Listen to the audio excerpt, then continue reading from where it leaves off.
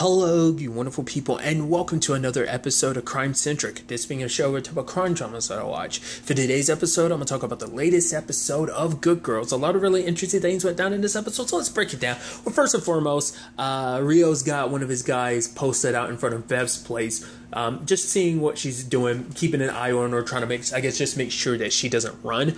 But the fact of the matter is, Beth is stressed out about it to the point, like, she's even like, her kids are like, oh, you're going to take us to school? Because we're kind of running late. It's like, where's your brother?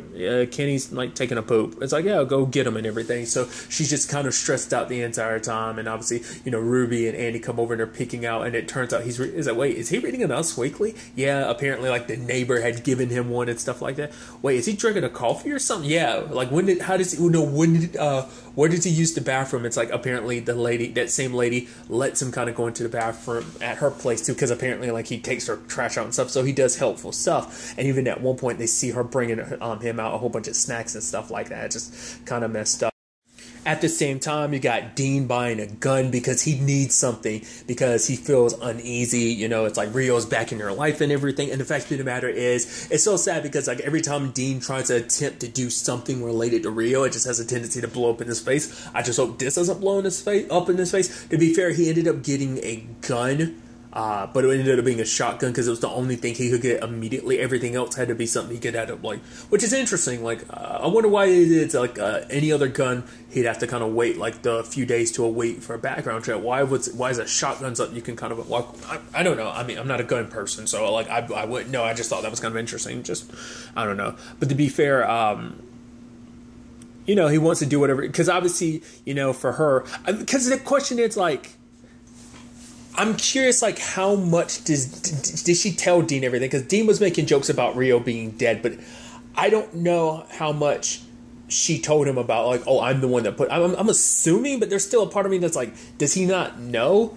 Because she's telling him, like, oh, like, I didn't, like, you don't need the gun. Like, I know you want him out of our lives, but this isn't the way to go about it. I mean, it's like, because she literally tried putting bullets in him and he ended up surviving. Once again, that was because of Turner, so it's a little bit of a different situation now that Turner's been removed from the equation, but still. But what was interesting, though, is that basically Rio gives her, like, all right, you want me to kind of, because, she's asking, well, she ends up coming up with the excuse that, like, she says she lost the baby because she didn't want to keep up with the pretense. Like, I was trying to remember what it was. Annie's idea was for them to go to Canada to get a baby, and it's like, well, you want to buy a baby? She's like, I'm going to do whatever it takes to save my sister's life. I mean, that's where we got all that other stuff before. Who knows what other stuff they got up there in Canada and stuff like that. But the fact of the matter is, I guess for her, it's like no reason to keep up the pretenses and stuff like that, because, you'd have to eventually produce a baby, so that'd be a whole thing.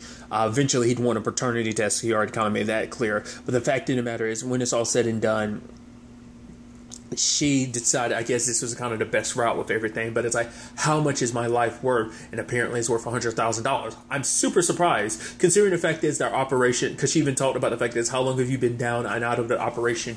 2 months. And I guess that's supposed to, with interest, supposed to recoup the amount of money that he lost because being kind of taken off the board a while because of her. I would have honestly expected it to be way more. I was kind of thinking like some Ozark level money of like $8 million. That was just kind of floating in my head. But like 100,000, I was like, oh, it's still kind of hard press, for them to kind of get that together, especially with their small scale operation. But still, I love, I'm sad that we never actually got to hear what Annie's plan was, because she was like, it's like, okay, other than hitting her original job, instead of robbing it, she had a backup plan. We never actually got to hear it, but I like the fact is that Beth was like, honestly, we came up with an idea, like it could work if we had explosives and all this and that. I'm like, what were you planning to rob? It had to be like a bank or something, or really something along the lines of it, but we never actually got to find out what it was. Ruby was inside because, well, someone was busy in the women's restroom, so she had to go to the men's restroom, and it was just disgusting. And then she sees that, like, jersey or something, like, hanging on a wall, so she ends up getting it, and then she has it on and everything. It's like, yo, let's get out of here. But some wings get spilled on it or whatever, so they end up having to clean it. And I love Ruby is literally having a PTSD moment of like, she had to like take the plunger and use the wooden part to break the glass, and then Annie's like, but if you did that, what were you touching? And it's like, Oh God! And she was even saying, "Did you wrap a layer of tissue?" And she was just like, "There was so much force for me using it," and it's just like you could hear Ruby just rubbing her hands on her legs, just like almost just kind of like, "Oh, so." It's like, and even Annie's just going to be like, "Oh, because they had to."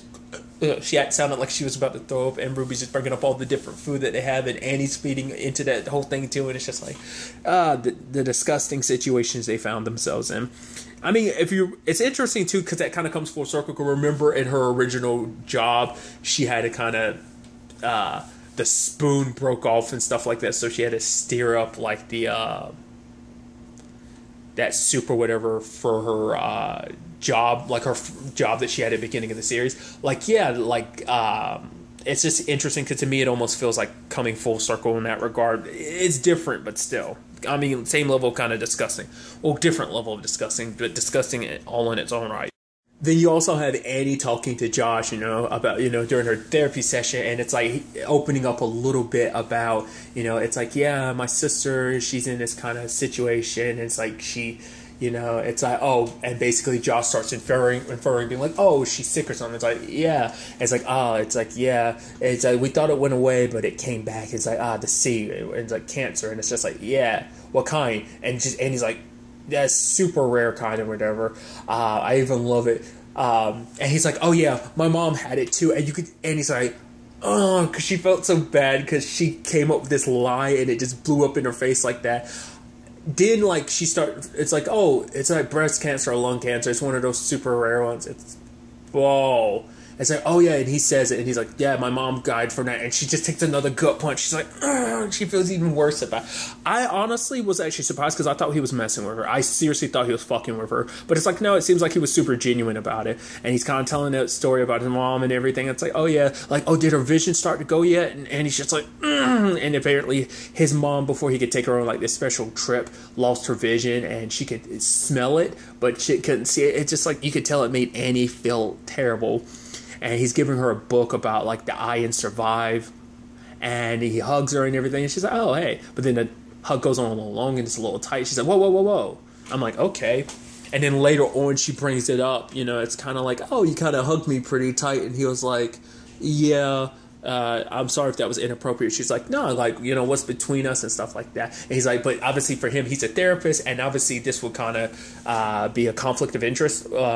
It's very inappropriate considering like you're, her medical professional and so for him, it's like this line can't get crossed. He was like, sometimes a hug is just a hug. And so in that moment, because she got embarrassed and everything, things were awkward. They were about to leave at the same time. It's like, I'm going to go back to my office, count to 50. And, and it's just kind of like, and I love that they show up at the pawn shop later on. And then she shows up late and they're like, oh, look, she's like, honestly, I'm going to be upfront with you. The fact of the matter is I hit on my therapist like in a sexual way and he rejected me. So I went home, got super drunk and woke up in like Cheeto dust or something like that. So excuse me if I was 4 minutes late. And Beth's like, you're in therapy? And then Ruby's like, physical therapy?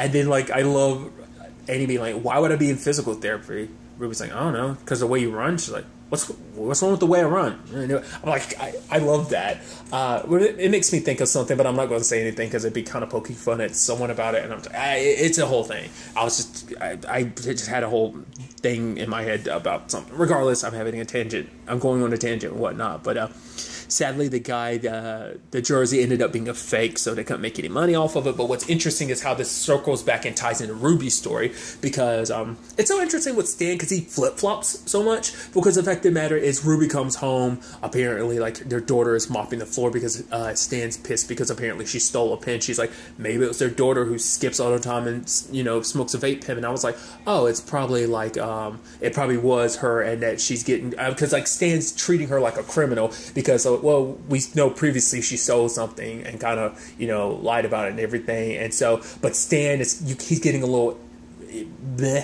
pissy about it because it's like, well, she's kind of, it's basically saying that, Ruby's a criminal mastermind. I'm like, that's kind of sucky. You were kind of fine with everything. You were even willing to kind of go with things. Once again, they even replayed at the beginning. We're good people who do bad things. And it's just, but I think for him, it's like, it's one thing if it's Ruby, and now that he sees that it's kind of rubbing off on her daughter to a certain extent, it just kind of upsets him a little bit more because, Ruby comes home and sees him rummaging through their daughter's stuff. And she's like, what are you doing? Like, the fact of the matter is, our kid, she's a good kid. She's a straight. It's like, yeah. But for him, it's like, you know, it's like, oh, she takes out our neighbor's garbage. Yeah.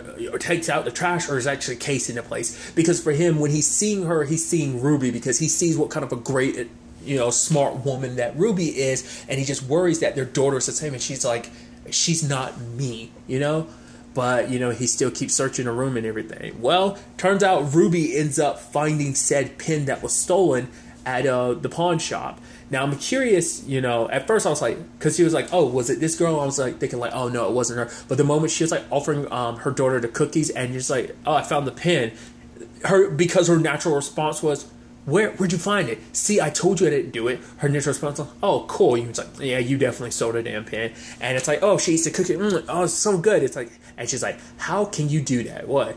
As it dare eat those damn cookies, act like everything's okay. You stole the pin and everything. Are you going to tell dad and everything? It's like, you know, where's the money? I hid it in a place where you keep your money. Because it's like, and then she kind of throws jabs at her mom, being like, oh, I know what you do and basically ain't super legal, because ain't no way you're making all that money doing nails. So it turns into a thing of, not only is your daughter a liar and a thief and, you know, kind of a, you know, straight up criminal herself, the fact of the matter is she's kind of dragging you through the mud. I mean, you already feel bad enough that, hey, you're doing criminal stuff, but at the same time, it's like, Ruby, it's like, I'm doing everything for your sake. I went down this criminal route for you, which is kind of effed up. The fact of the matter is, her daughter doesn't, you know, her kids will never know all that she's done, all that her and Stan have done for her sake. And it's just kind of like, you know, but I think it's because she's also getting to that age where she's just like, I don't know how old their daughter's supposed to be, but I'm assuming she's going to be like a teenager. She's like a preteen, or if not, just at that level of being a teen, whatever the case may be.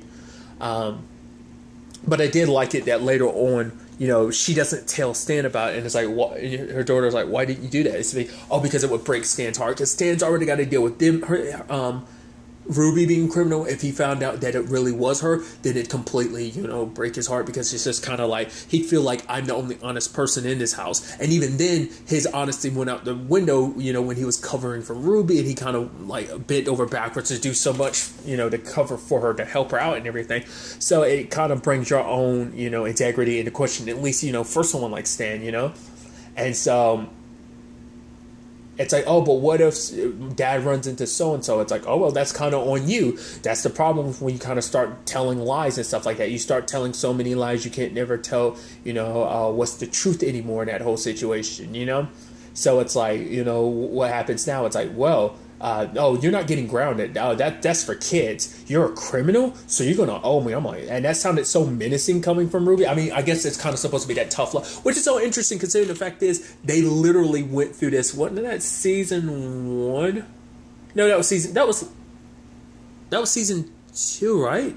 I'm blurring it together. I want to say it was season 2, when they kind of like they kind of did the whole like beyond scared situation of taking her to jail and everything like that. And, you know, obviously it didn't just work on her daughter; it scared the hell out of Ruby too. But I guess, hey, look at Ruby; they're still doing the criminal activities, not worried about it and stuff like that. So it's like, well, it's only natural her daughter kind of eventually kind of get, I guess, a little foolhardy about it, be like, oh, I got this; I'm not gonna have to worry about it. But I'm interested to see what that ends up meaning for Ruby going forward, like what that means, like with her daughter, like the fact, like I said, she would sound very menacing when she said that, like, oh, you're gonna owe me type of thing. So we'll see. Then there's that whole situation with Annie running into Josh, which Josh, you know, because he shows up at her place and he's like, you've missed your past 2 sessions. But the fact of the matter is, you know, the fact is that, you know, what was it? It's okay what you did. It's kind of a transference when someone's kind of going through something. They have a tendency to kind of fall for the person that's, you know, crushing on the person that helps them. And it's just kind of this awkward thing where Annie doesn't want to talk about it anymore and just kind of puts Josh down to a certain extent. But then he like snaps back by being like, well, the fact of the matter is, you know, someone like you who's basically saying that Annie doing what she does using sex as well as her sarcasm is a defense mechanism for the fact is that it's her way to defend herself, because she'd rather kind of, because she just kind of assumes that everything's kind of going to end badly. So to protect herself from getting hurt, she kind of is very snarky in the sense that she is, and she kind of uses sex as kind of like that defense mechanism to not let anyone really see how she's feeling. Because truth be told, she's scared. Like, her sister's life is on the line and everything, and it scares her, and she doesn't really know how to properly process that, Because again, like, once you have a defense mechanism in play, it kind of becomes your defense mechanism. It just kind of happens by default. You might not even realize you're doing it. I get it because I can be very sarcastic as a self-defense mechanism, so I can kind of relate to that, So I think that's what, and I think it hit a little home for her. I'm curious to see what that means. Like, is she going to, like, because Josh was like, if you don't show up to your appointments, I'm going to have to give that slot to someone else. But, because it is a thing of they are slowly, making breakthroughs. And I think, for her, it's also an aspect of, for, Annie, that she, her daughter pointed out the fact is that she has a tendency to kind of hook up with guys pretty quickly. Just anyone shows her even the smallest amount of attention. So that's an angle to this too, that I think that's also why Annie feels so embarrassed at the same time. She's like, because I think there's also very few times she makes a move on someone and gets rejected. So I think that it's kind of a blow to your pride and your ego, but also just because, you recognize sadly that your daughter kind of sees you in that way. You don't want your daughter to look at you that way. So that's a whole, son, I'm so sorry. Jeez, I kept saying daughter, your son. I knew I had that flipped in my head about, I had that wrong. I'm so sorry. But circling back to Beth, they were, thanks to the money they ended up getting from Ruby's daughter, they were able to kind of pick up operations to kind of build up that 100,000. We never, and obviously working with Home Dude, which I haven't talked about it, but because I randomly saw that online, I didn't realize it. That actor, I think his name was Ethan Suplee. He's the actor that plays the criminal that they're working with. Obviously, he's been on a long list of things. Like, something that comes to my mind is like Mallrats. He was one of the bullies in Boy Meets World. He slimmed down a lot because I randomly come across like videos on YouTube talking about the fact that he slimmed down a lot. And it's kind of crazy when you look at it because he was a very big dude and he's, lost a lot of weight. But nevertheless, they're kind of picking up the operations and everything. And sadly, he ends up getting caught by Rio, because I guess he was operating in their territory. I kind of had a feeling like Rio was, like, my mind when he was kind of in the van and stuff, I was like, when he opened the van and then he closed it, part of me was also, before that, I was like, oh, Rio's going to come up and either kill you or something, because I thought Rio was going to get rid of him so that Beth couldn't pay back the money. I thought he wanted to kind of put them in a position where they'd still be in debt to him type of thing. But it's like, no, he had no idea that they were operating in the way that they were, because it's like, oh, you bring in all this fake money, like, who brought, like, he looks into it. And I think looking at the money and just looking at the quality of it, and probably even the red ribbons and stuff like that, probably makes him, I don't know if he naturally jumped to the conclusion about Beth, but it probably got in his head, and then he talked to the dude about it being Beth. And now he shows up and he's asking Beth, to show him the operation. And now for him, it's a situation of he sees because remember, even, I'm always flipping the letters around. I want to say it's JT. JT talked about the fact is how really good their fake cash is. So the fact of the matter is, Rio's really impressed too, and because like it's probably kind of like how Walt is really good at making that a very pure meth. That is probably a similar thing of like your fake money, your counterfeit money is super high quality. No one makes it like this.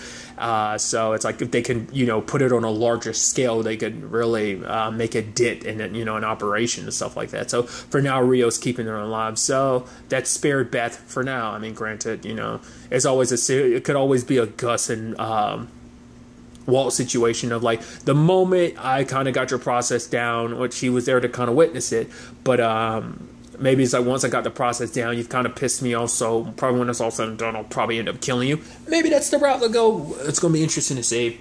It does seem like this whole situation does seem like it has brought, Beth and Dean together, because it's like, well, he's like, well, the shells are here, the shotgun's like in the garage here, and it's like, it's like, but how will you get to it in time or something like that? He was like, I'm just kind of happier knowing that it's here, because for him, he was scared, It's like that guy's been in their house so many times.